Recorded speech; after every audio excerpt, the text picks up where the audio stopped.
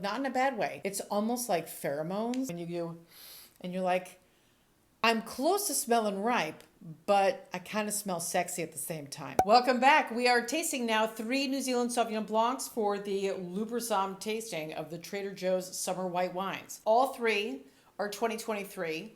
All 3 are from New Zealand, Marlborough specifically, and all 3 are Sauvignon Blanc. I want to say that these 2, the Sauvignon Republic and the Picton Bay, were $8 each, and then the Kono, I want to say, was $6.99. Regardless, all of them under $9. I have my spittoon, I have my water, I also have my stemware, onto which I will write each wine on the base so I don't mess them up. And I also have my tasting journal ready to go. And in case you're wondering, the best way to remove the screw cap off of your screw top is not by screwing it like this, unscrewing it like that. Grab this and it pops right off.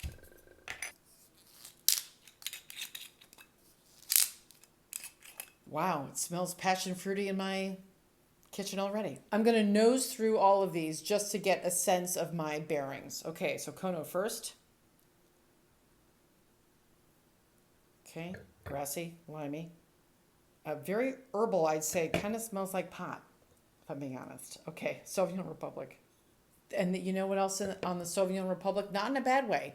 It's almost like pheromones. It's almost like when you go and you're like, I'm close to smelling ripe, but I kind of smell sexy at the same time. That's what the Sauvignon Republic kind of smells like. Okay, let's start this. The Kono.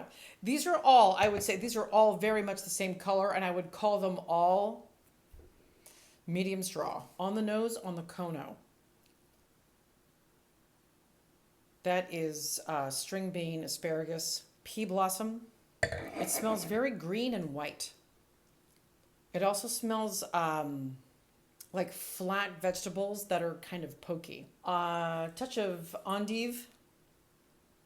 I would put that as a pronounced nose. On the Kono too, there's a touch of a whole uncut jalapeno. Okay, let's try this on the palate. No tannin. Woo!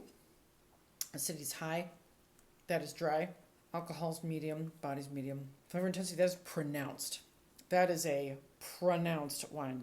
Flavor characteristic, it is primary and it is very youthful. Let's get back to the finish and the other. You know what? There was a slight prickle on my palate. There's a sour or bitter note on there, almost like it's either sour lime or it is lime pith. Lime pith, when the lime is dehydrated, has been sitting in your fridge for a while, and you're like, I'm just going to cut this in half. I'm going to squeeze whatever the hell I can out of it. I'm just going to beat it up. And it kind of smells like the membranes of the inside of a lime that is too old to be used from your refrigerator. The finish is long. I still taste it as I sit here blabbing. Okay, let's try it again on the palate.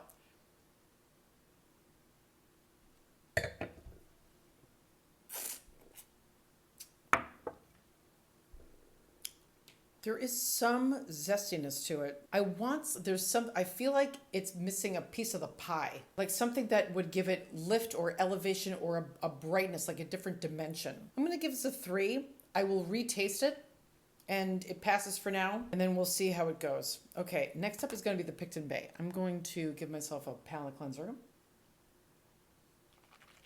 Next up, Picton Bay, Sauvignon Blanc, on the nose. I did say that this was a medium straw.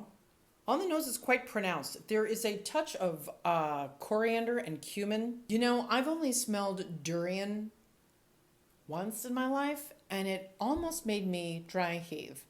But I think, and because I only smelled durian once, it's not emblazoned in my memory. But this kind of has this allium garlicky note on it, which could indicate SO2. It's definitely allium. It's like fresh ramps, scallion greens. It smells very herbaceous. It's like green bell pepper plant, almost like the oil from the leaves. There's white grapefruit. Okay, on the palate. And this is the Picton Bay on the palate.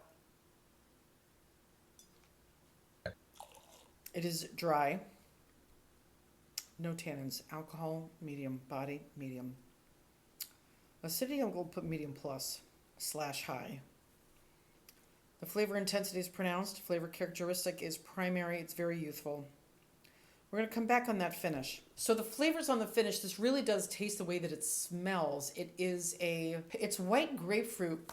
And white grapefruit, when the skin is really thick and it comes off really easily in really big chunks, and the grapefruit oil kind of sprays your hand, that's what it smells like as far as fruit goes. But it really still does have a pronounced green bell pepper stalk, green bell pepper leaf, raw green bell pepper, that allium scallion, green part of the scallion note on it. So I'd say that this is a combination of savory and fruity. And the finish, I'm going to say this, the finish is long and it has a touch of bitterness, which is not so bad. That acidity, I'm going to keep it medium plus, forget the high. Okay, I think this is okay enough to pass.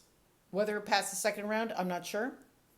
But let's go on to the third, the 2023 Sauvignon Republic Sauvignon Blanc. Okay, third wine, the 2023 Sauvignon Republic Sauvignon Blanc from Marlborough, New Zealand, because Sauvignon Republic makes Sauvignon Blanc from different areas in the world. It's a project by a guy I know actually, who's one of the winemakers. His name is John Buchsenstein, and he is he's a professor at UC Davis, and I used to work with him when I worked at the Culinary Institute of America in the wine department. And he's a fantastic guy and staggeringly bright, and he makes good wine, so I imagine that this will be pretty good. But who knows? Let's try it. Okay, so the appearance we said was a medium straw on the nose. Ooh, that's changed since I first smelled it. It does not smell like the armpit anymore.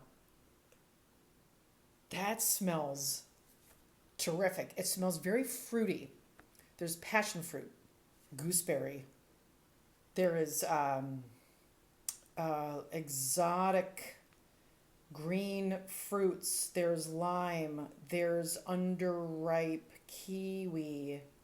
There's a lovely peach when it's tart and it's near the pit. When you're eating the peach and it gets close to the pit and you're like, oh, that's still a little tart, but it's really good too. Okay, what else? Quite fruity. It's quite fruity. I might say maybe there's like an apricot blossom. The nose is pronounced, jumps right out of the glass. It's very exuberant. Let's try this on the palate. That is balanced. It's intense and lovely delineated fruit because I taste all of the things that I mentioned. In addition to the passion fruit and gooseberry and peach flesh that's close to the pit. There's also pink grapefruit. There's a touch of terracotta, wet clay, like when you go to a pottery studio and you're like, I'm just gonna throw some clay because I don't really know what I'm doing. But at least I don't know what I'm doing when I'm throwing pottery.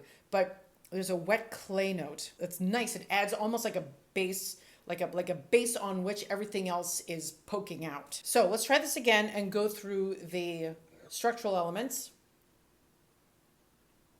That's delicious. I love how well balanced this is, well balanced. And it has layers of flavor.